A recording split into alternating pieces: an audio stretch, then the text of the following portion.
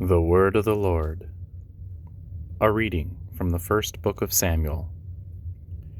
In those days, Saul went down to the desert of Ziph with 3,000 picked men of Israel to search for David in the search of Ziph.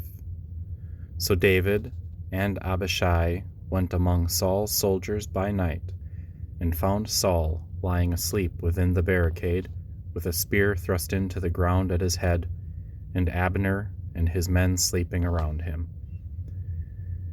Abishai whispered to David, "God has delivered your enemy into your grasp this day.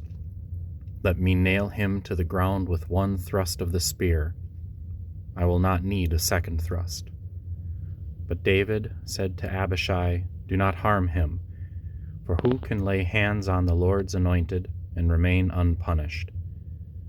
So David took the spear and the water jug from their place at Saul's head, and they got away without anyone's seeing or knowing or awakening. All remained asleep, because the Lord had put them into a deep slumber. Going across to an opposite slope, David stood on a remote hilltop at a great distance from Abner, son of Ner, and the troops. He said, "Here is the king's spear. Let an attendant come over to get it. The Lord will reward each man for his justice and faithfulness.